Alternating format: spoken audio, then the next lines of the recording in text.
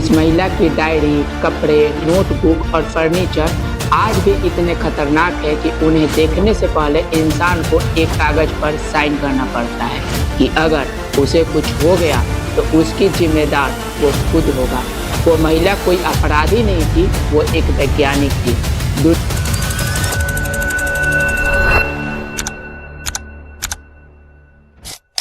जिसकी डायरी आज भी छूना खतरनाक है। आखिर उसमें क्या है? क्यों एक वैज्ञानिक के ताबूत को 1 इंच मोटी शीशे की दीवार से ढककर रखा गया है?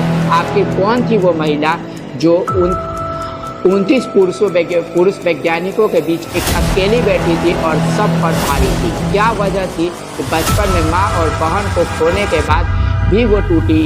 जब महिलाओं को यूनिवर्सिटी में पढ़ने की इजाज़त नहीं थी तब उसने पढ़ाई कैसे की? ऐसा कौन सा तत्व था जो यूरेनियम से 400 गुना ज़्यादा शक्तिशाली निकला? कैसे बनी वो दुनिया की पहली महिला जिसे नोबेल पुरस्कार मिला, और वो भी 2 बार? पति के अचानक मौत के बाद उन्होंने खुद को कैसे संभाला और इतिहास रच दिया? पहले विश्व युद्ध में उन्होंने ऐसा क्या किया जिससे लाखों सैनिकों की जान गई?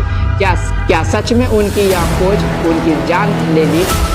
यही सब सवालों का जवाब हम इस वीडियो में जानेंगे। बने रहिए हमारे वीडियो के साथ।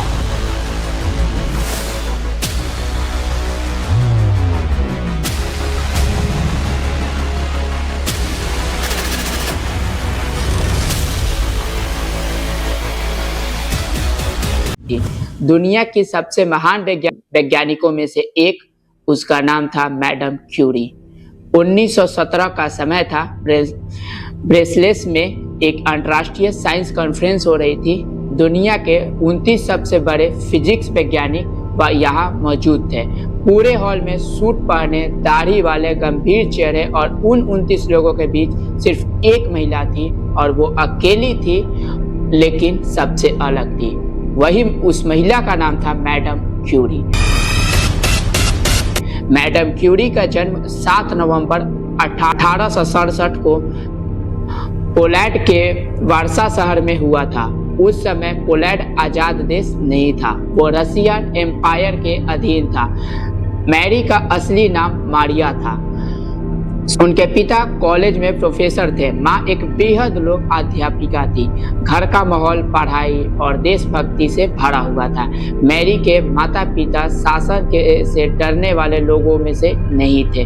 वे खुलेआम अत्याचार, शोषण और अन्याय की आलोचना करते थे।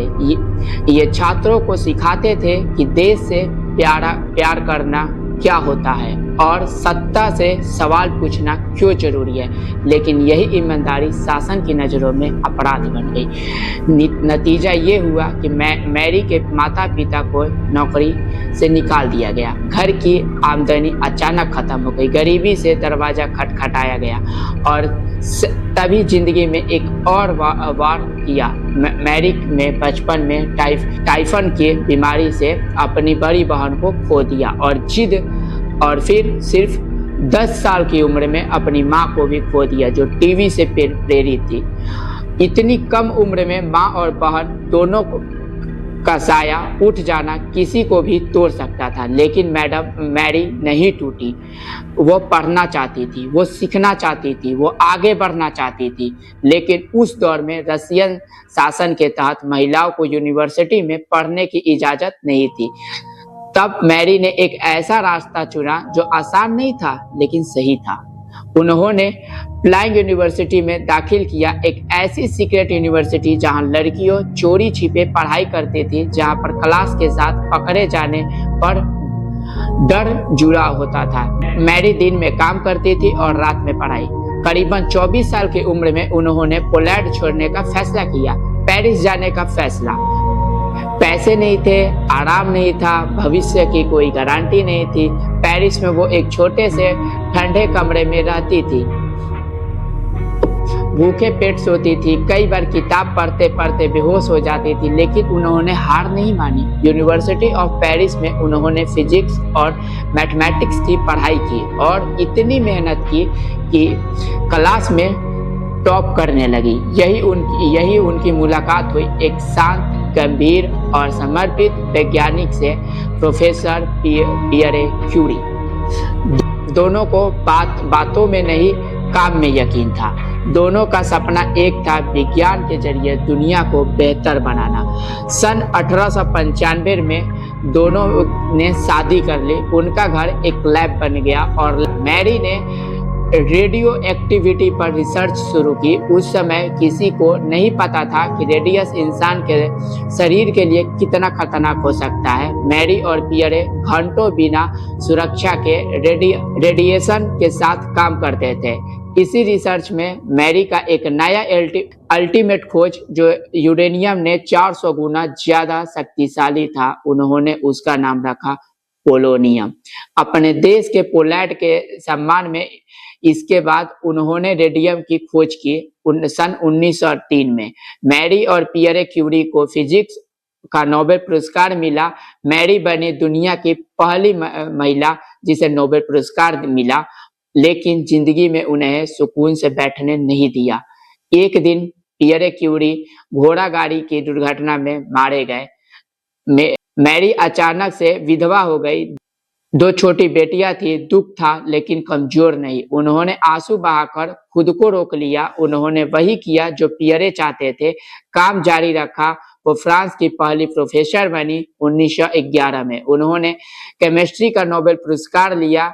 इस तरह मैडम क्यूरी बनी दुनिया की पहली इंसान जिसे 2 अलग अलग विषयों में 2 बार नोबेल पुरस्कार मिला। पहले विश्व युद्ध के दौरान मैरी ने मोबाइल एक्सरे बैंड बनाई। वो खुद गाड़ी चलाकर गांव-गांव गई। करीब 1.5 से 2 लाख घायल सैनिकों की जान बचाई। उन्होंने अपने सारे पैसे अस्पतालों, रिसर्च और मरीजों पर खर्च कर दिए। रेडियम जैसी कीमती धातु पर भी कभी अपना हक नहीं जताया। उन्होंने कहा, ये किसी एक इंसान या देश का चीज नहीं है, ये पूरे मानवता के लिए है। लेकिन जिस रेडिएशन ने उन्होंने दुनिया को रोशनी दी, यही रेडिएशन धीरे धीरे उनके शरीर को खत्म कर रहा था। वो रेडियम की ट्यूब जेब में रखकर चलती थी। उन्हें नहीं पता था कि वो उनकी मौत को खुद ढो रही है। उन्हें अल्टीमेट एनीमियम नाम की खतरनाक बीमारी हो गई। सन 4 जुलाई 1934 को 66 साल की उम्र में मैडम क्यूरी की मौत हो गई।